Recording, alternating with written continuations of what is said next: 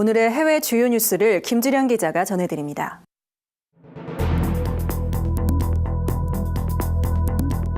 구티비 월드와이드입니다. 세계 곳곳의 소식을 발빠르게 전해드립니다. 이스라엘 성묘교회에서 예수 무덤 복원 작업에 참여하고 있는 과학자들이 십자가가 새겨진 회색 대리석을 발견했다는 소식입니다.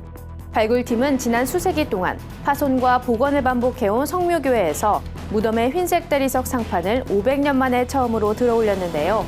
대리석 상판 안쪽에 십자가가 새겨진 회색 대리석이 있었던 겁니다. 이 대리석은 12세기 십자군 전쟁 당시 십자군들이 새긴 것으로 추정됩니다. 복원 작업에 참여한 내셔널 지오그래픽의 프레드릭 아이베르트는 이번에 발견된 두 번째 상판은 경이로웠다며 이 대리석의 정중앙엔 십자가가 정교히 새겨져 있다고 밝혔습니다. 한편 지난 5월에 시작된 복원 작업을 통해 실제로 예수의 육신이 성묘에 묻혔다는 사실을 증명할 수 있을 것으로 기대됩니다. 정치 전문가들은 트럼프 대통령 당선인이 대통령에 당선된 데에는 미시간주 경선에서의 승리가 결정적 역할을 했다고 보는데요. 이에 갈대아 미국 상공회의소 마틴 마나 회장이 미국의 한 종교 매체를 통해 트럼프 당선인이 미시간주에서 승리할 수 있었던 것은 이라크 크리스천 때문이라고 밝혔습니다. 이어 이들은 IS처럼 중동 지역에서 기독교인을 탄압하는 테러 단체의 두려움을 느껴 트럼프를 지지한 것이라고 전했습니다. 트럼프 당선인은 선거 당시 가능한 한 모든 인력과 자원을 동원해 IS의 활동을 중단하겠다는 공약을 내세운 바 있습니다. 실제로 미시간주에는 약 12만 1,000명의 이라크인이 거주하고 있으며 트럼프 당선인은 미시간주에서 1,704표 차이로 경선에서 승리했습니다.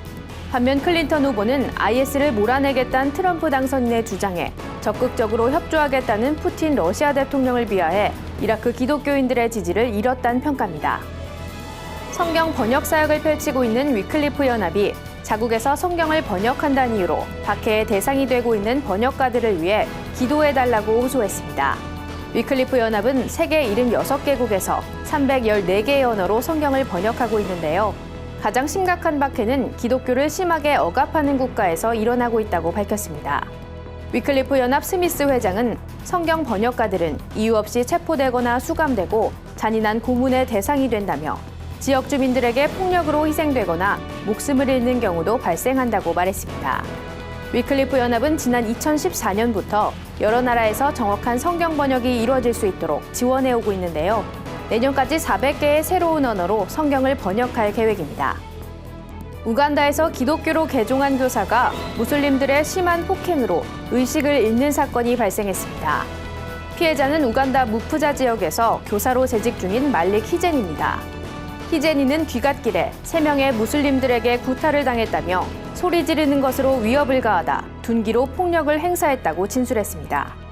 이후 히제니는 무슬림들에게 마을에 다시 돌아오면 가족의 생명도 위험해질 것이란 익명의 문자를 받은 것으로 알려졌습니다. 우간다의 대부분 인구가 기독교와 로마 가톨릭 신자임에도 불구하고 크리스천을 대상으로 한 무슬림들의 폭력 사건은 지속적으로 발생하고 있습니다. 필리핀 남부 가톨릭 교회 근처에서 폭발 사건이 발생했다는 소식입니다. 올란도 케베도 추기경은 이번 사건을 테러라 규정하고 신성한 장소에서 경건한 의식을 치르는 사람들을 겨냥한 것이라고 말했습니다. 폭발 사건은 일요 미사 중에 발생했으며 폭발음에 놀라 달아나던 성도들이 부상을 입은 것으로 알려졌습니다. 경찰 대변인은 군대의 주의를 분산시키기 위해 사제폭탄을 심어놓은 것으로 분석된다고 밝혔습니다. 필리핀에선 이번 사건 이전에도 수도 마닐라에 위치한 미국 대사관 근처에서 폭발물이 발견되는 일이 있었는데요. 연이어 발생한 폭발 사건으로 현재 마닐라 가톨릭 교회는 더 위험한 공격에 대비해 예배를 중단하는 방안도 고려하고 있습니다. 구티비 뉴스 김주련입니다.